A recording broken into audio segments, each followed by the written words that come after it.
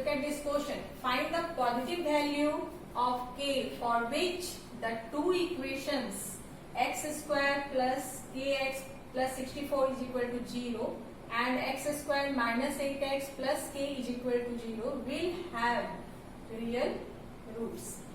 Here two equations are given and both the equations have real roots.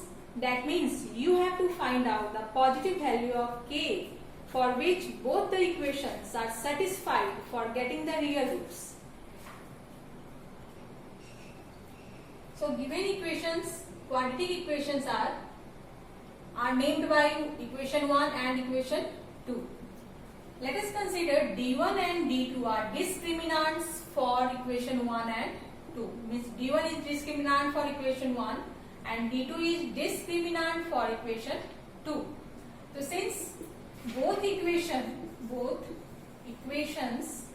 have real roots, दोनों के roots real हैं, that means पहली equation का डिस्क्रिमिनांट हम क्या लिख सकते हैं, d1 greater than equal to 0 और दूसरे इक्वेशन का डिस्क्रिमिनांट भी क्या होगा, greater than equal to 0 according to the condition of the real roots. So find out discriminant for the equation 1.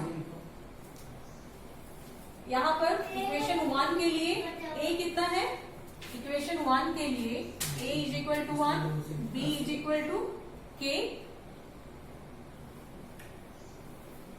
यहीं पर लिखते हैं. इक्वेशन 1 के लिए a is equal to 1, b is equal to k और c इज इक्वल टू 64. और equation 2 के लिए a is equal to 1, b is equal to -8 और c is equal to k. ये इक्वेशन 2 के अनुसार है. दोनों इक्वेशन के आधार पर हम डिस्क्रिमिनांट का वैल्यू निकालते हैं. तो यहाँ डिस्क्रिमिनांट निकालेंगे b square minus 4ac greater than equal to 0. तो just put the value, these value in the formula. This imply b square minus 4 into a into c greater than equal to 0. This implies k square minus 256 greater than equal to 0. So what we can find out? Can you find out the value of k? So here just simplify the expression.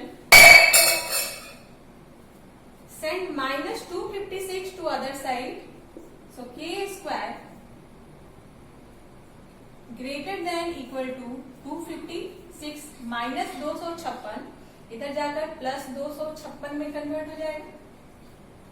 Now what we can write, k square greater than equal to, what should be the value of k here, 16 whole square. Now cancel the square from both sides. So we have k square greater than is equal to 16. In the simple way we can write like this. Now here d2 greater than 0, greater than equal to 0. Then again find out discriminant. b square minus 4 into a into c greater than equal to 0. This implies 64 minus 4k greater than equal to 0. Now 64 send minus 4k to other side greater than equal to plus 4k. Term को सीधा करते हैं, 4k को इधर और 64 को इधर, मगर इनइक्वालिटी जैसा है वैसे ही रहेगा. 4k k की ओर छोटा है तो छोटा ही रखेंगे 64. Now send 4 to other side. तो 4 64 को डिवाइड करके क्या बनाएगा, 16. तो from the first case we have found that k is greater than equal to 16 and from the second case k is less than equal to 16. Then what is the common value in both the cases? The common value in both the cases is for the case of equal to. So this implies common value को हम इस प्रकार से identify कर पाते हैं. Suppose that we have a number line, we take 0 here and here after some distance take 16 and here at the same interval we take -16. So इसे हम नंबर लाइन पे कैसे एक्सप्रेस करेंगे? k is greater than 16 and equal to 16. k 16 के बराबर भी है और 16 से बड़ा भी है. तो 16 से बड़ा है, दैट मीन्स ग्राफ ऐसे ड्रॉ करते हैं. सर्कल बनाएंगे, उसे ब्लैक करेंगे. क्यों ब्लैक करेंगे? क्योंकि इक्वल टू दिया हुआ है, क्योंकि ये पॉइंट इंक्लूडेड है, इसलिए ब्लैक करते हैं. और इधर की ओर ये फॉरवर्ड होगा, दैट मीन्स ये रिप्रेजेंट करेगा k greater than equal to 16 को. अब हम सेकंड केस को देखते हैं. सेकंड केस में क्या है? k is less than equal to 16. k less than equal to 16 है, तो लेस देन इक्वल टू 16 का मतलब हो गया, और इक्वल टू भी है, मीन्स k इक्वल टू 16 भी है और k 16 से छोटा भी है.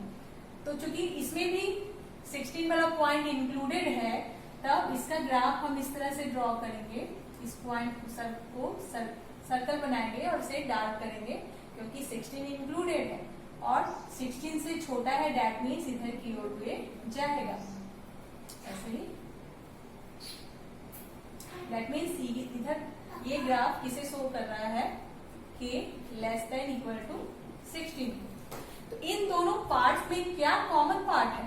कॉमन पार्ट तो यही है 16.